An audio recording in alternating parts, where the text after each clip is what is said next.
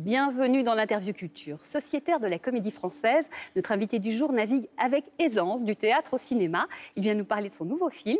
Bienvenue Benjamin Laverne. Merci de votre accueil. On est ravis de vous recevoir pour ce film événement, L'Abbé Pierre, une vie de combat réalisée par Frédéric Tellier. Donc l'histoire, évidemment, le biopic sur l'Abbé Pierre, qui s'occupait des précaires, qui a fondé Emmaüs.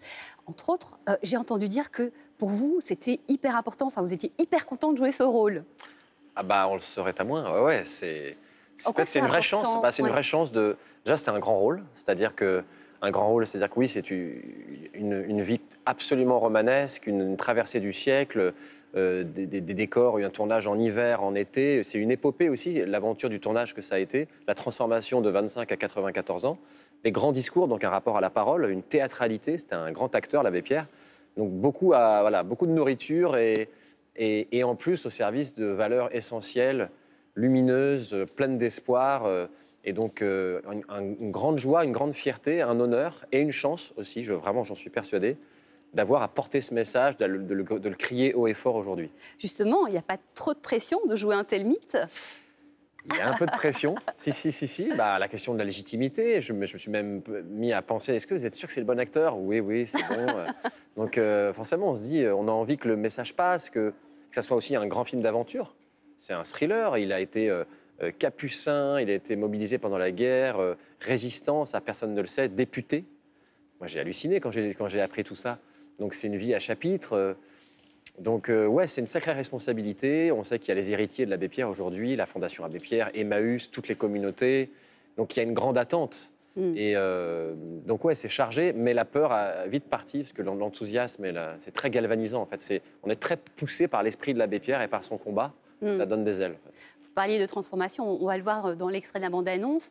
Transformer votre physique, votre visage, votre posture, votre voix aussi. Ça a été un énorme travail, j'imagine. Ouais, c'est un travail de métamorphose. Alors on se dit, il ne faut pas imiter, qu'est-ce qu'on va décaler? Alors Frédéric Tellier me dit, mais il a son costume de super-héros, le béret, la cape. Il ne faut pas essayer d'être obsédé par la ressemblance. Et puis lui ressembler, ce n'est pas forcément physique. C'est aussi l'incarner. Être indigné, avoir de la compassion, un mélange de tendresse. Il était très ambivalent, cet homme. Il était à la fois très fragile et surpuissant. Il était ultra sensible, une empathie qui était à la fois un poids et puis une chance. Et donc, il fallait incarner cette ambivalence-là, sa tendresse, son charme, sa verve, son talent de tribun incroyable. Il avait ce pouvoir sur les gens. Les politiques les plus inflexibles l'écoutaient. Il était aussi très, très politique comme homme. Donc, ouais, ça a été un sacré voyage. Et puis après, le maquillage, 6 heures de maquillage quand je joue de 75 à 94 ans. Donc 6 heures sur une chaise, j'arrivais à 2 heures du matin. J'étais sur ma chaise de 3 heures à 6 heures. Et puis la journée commençait de 9 heures jusqu'à 19 heures. Donc ça a été un vrai voyage. Et puis petit à petit, en fait, le fait de vieillir à l'écran nous a permis de lui ressembler de plus en plus. Ouais. Cette continuité dramaturgique dans la narration. Et les gens on pense qu'il y a des images d'archives, et donc ça, alors qu'il n'y en a pas. Absolument. Ça fait partie du plaisir et de l'illusion. Je vous propose qu'on en regarde un petit aperçu en images.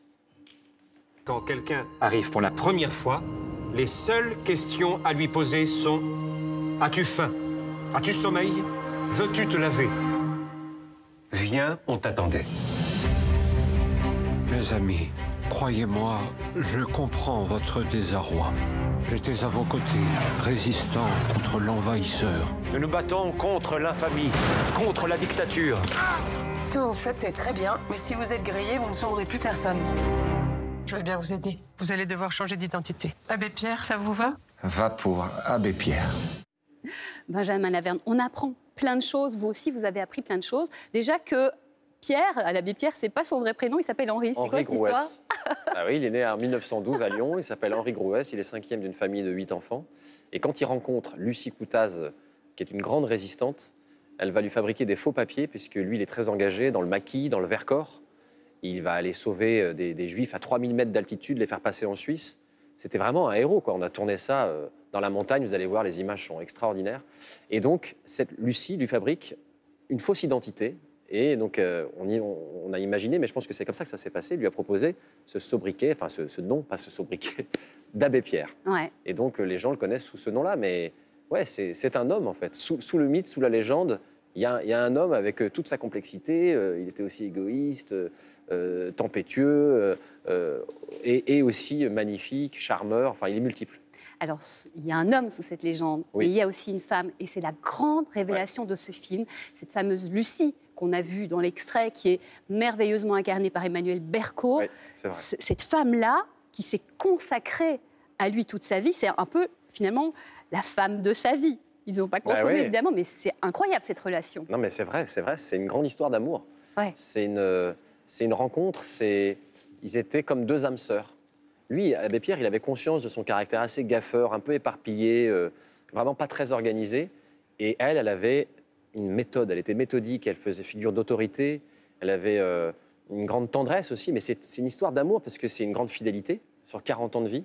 Ils étaient en colocation, ils se brossaient les dents ensemble dans la première communauté à Neuilly-Plaisance en 1949.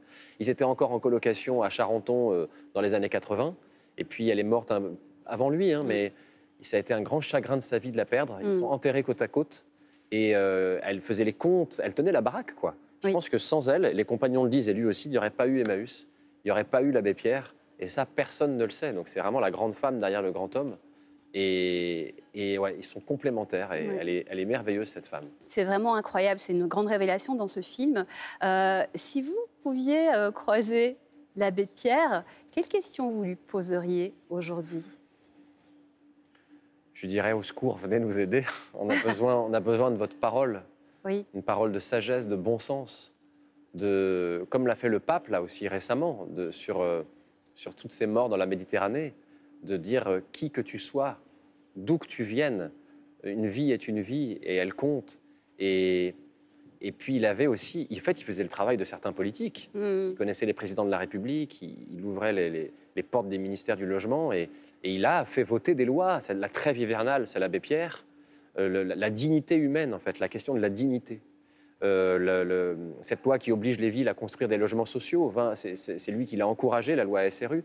En fait, je lui dirais, mais venez nous aider, voilà. Venez nous aider à continuer le combat.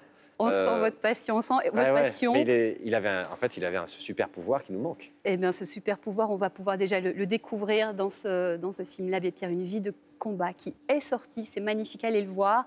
Benjamin Laverne, Emmanuel Berco. Michel Villermoz, Antoine Laurent, et tous les compagnons aussi. On vous souhaite énormément de succès. Merci d'être venu. Merci à vous. On se retrouve très vite pour une nouvelle interview culture. Et d'ici là, bon film.